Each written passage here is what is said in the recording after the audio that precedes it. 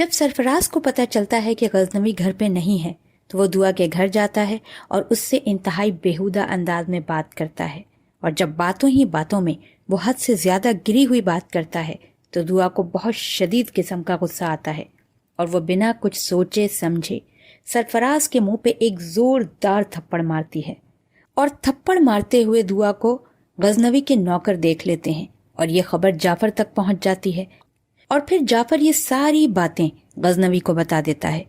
سرفراز یہاں دعا کو دھمکی دیتا ہے کہ وہ ساری باتیں جا کر دعا کی بہن فضا کو بتا دے گا، لیکن اس سے پہلے کہ سرفراز فضا کو بتاتا، فضا خود ہی دعا اور سرفراز کی تمام باتیں اپنے کانوں سے سن لیتی ہے، اور اسے پتہ چل جاتا ہے کہ دعا کی اور فضا کی زندگی برباد کرنے والا کوئی اور نہیں، اس کا اپنا شوہر سرفراز ہے۔ لیکن سرفراز وہاں سے دبے پاؤں نکل جاتا ہے۔ پھر اس کے پیچھے فضا اپنی پوری فیملی کے ساتھ سرفراز کے گھر پہنچ جاتی ہے اور خوب شور مچاتی ہے، اور جب سرفراز سامنے آتا ہے تو بنا سرفراز کی کوئی بات سنے سرفراز کے منہ پہ ایک زوردار تھپڑ مارتی ہے، سب کے سامنے۔ یہ سب دیکھ کر کوثر کے پیروں تلے تو زمین ہی نکل جاتی ہے۔ یہ سب دیکھ کر سنبل کی بھی بولتی بند ہو جاتی ہے۔ تھپڑ کھانے کے بعد بھی سرفراز دعا کو غلط غلط باتیں کہتا ہے اور کہتا ہے کہ یہ دونوں بہنیں ہی کیریکٹر لیس ہیں، بد کردار ہیں۔ سرفراز کی بدقسمتی یہ ہوتی ہے کہ وہاں غزنوی اپنے بندوں کو لے کر پہنچ جاتا ہے اور کہتا ہے کہ ایک اور لفظ بھی دعا کو کہا تو اس بندوق کی ساری گولیاں تیرے سینے میں اتار دوں گا۔ بس پھر کیا تھا، سرفراز کی تو بولتی ہی بند ہو جاتی ہے۔ پھر دعا کا باپ سرفراز کے باپ کو شرافت کا تانا دے کر خوب باتیں سناتا ہے اور بے عزت کرتا ہے، اور سرفراز کے منہ پر غصے سے تھوک کر چلا جاتا ہے۔ ان لوگوں کے جاتے ہی سرفراز کے باپ کی حالت بہت خراب ہو جاتی ہے۔ یہاں فضا کو چپ سی لگ جاتی ہے، جس پہ دعا اس سے کہتی ہے کہ کچھ تو بولو، رو لو، مجھے مارو، مجھے برا بھلا کہو۔ تو فضا کہتی ہے کہ دعا تم کیوں رو رہی ہو، چپ ہو جاؤ، اور میں کیوں روؤں گی، اب تو سرفراز روئے گا، تم تو گناہ گار تھی ہی نہیں، گناہ گار تو وہ سرفراز تھا، میں تو اسے چھوڑوں گی نہیں۔ پھر کیا تھا، دعا سوری کہہ کے فضا کے گلے لگ جاتی ہے۔ یہاں سرفراز اپنے باپ کو لے کر ہاسپٹل پہنچ جاتا ہے، جہاں اس کی ماں اور بہن پریشان کھڑے ہوتے ہیں۔ یہاں فضا کی ماں اپنی تینوں لڑکیوں کو گلے سے لگائے افسردہ بیٹھی ہوتی ہے۔ ہاسپٹل میں خضر سنبل سے ملنے آتا ہے اور کہتا ہے کہ آ گئی اصلیت سب کے سامنے، یہی تمہارے بھائی کی اصل حقیقت تھی، اور تم ہو کہ فضا بھابھی سے اور مجھ سے اپنے بھائی کے لیے لڑتی رہی۔ جس پہ سنبل کہتی ہے ضروری نہیں کہ بھابھی اور اس کی بہن نے میرے بھائی کے لیے جو بھی باتیں کی ہیں وہ سچ ہوں۔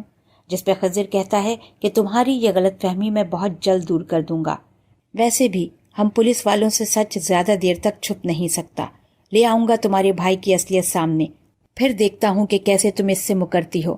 پھر کہتا ہے کہ یہ جو مجرم ہوتے ہیں نا، یہ کہیں باہر کے نہیں ہوتے، یہ ہمارے گھر میں ہی پل رہے ہوتے ہیں۔ پھر سنبل سے کہتا ہے کہ مجھے تو تم پر حیرت ہے کہ اپنے بھائی کی حقیقت جان کر بھی تمہارے چہرے پہ ندامت نظر نہیں آ رہی۔ جس پہ سنبل کہتی ہے کہ آپ کو پرابلم کیا ہے میرے بھائی سے؟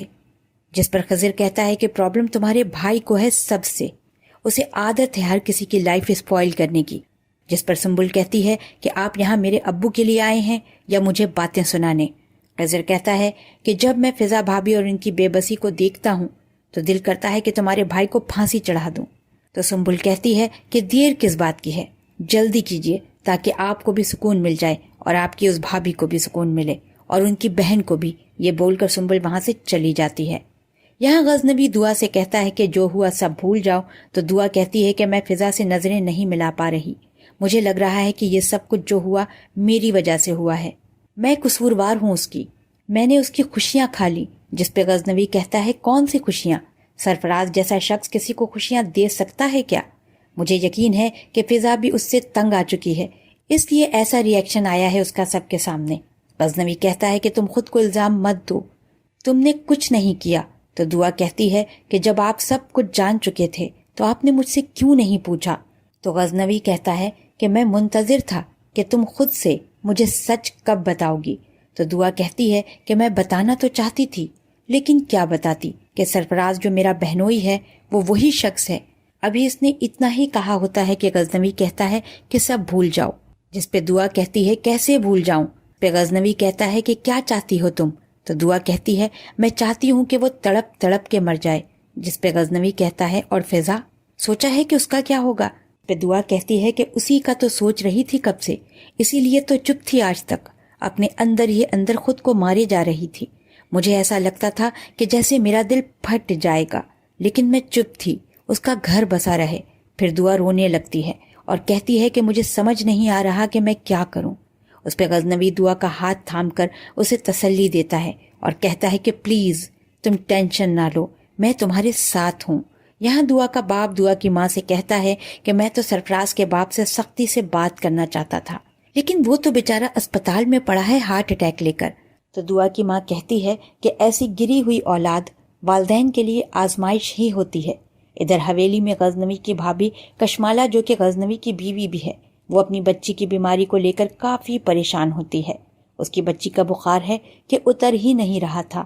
غزنوی کی ماں پریشانی کے عالم میں کہتی ہے کہ میں سائیں سے بات کرتی ہوں کہ ہم اسے کراچی لے جائیں، وہاں لے جا کر اسے کسی اچھے ڈاکٹر کو دکھائیں۔ اس طرح کشمالہ کراچی آ جاتی ہے غزنوی کے پاس، اور وہ کراچی میں سرفراز سے ملتی ہے اور اس سے کہتی ہے کہ میں دعا کو راستے سے ہٹانا چاہتی ہوں اور میں جانتی ہوں کہ تم یہ کام بآسانی کر سکتے ہو۔ جس پہ سرفراز کہتا ہے کہ تمہارا اس سے کیا تعلق ہے اور تم ہو کون؟ اس پہ کشمالہ کہتی ہے کہ میں نوشیروان غزنوی کی پہلی بیوی ہوں، جس کو سنتے ہی سرفراز حیرت سے اسے دیکھنے لگتا ہے۔ پھر سرفراز غزنوی کے آفس جاتا ہے اور دعا کے بارے میں واہیات قسم کی باتیں کرتا ہے اور کہتا ہے کہ دعا حصے میں تو پہلے میرے آئی تھی۔ بس کیا تھا؟ بس ایسا سننا تھا کہ غزنوی کو شدید غصہ آتا ہے، اور شدید غصے کے عالم میں غزنوی سرفراز پہ گن تان لیتا ہے اور اسے مار دیتا ہے۔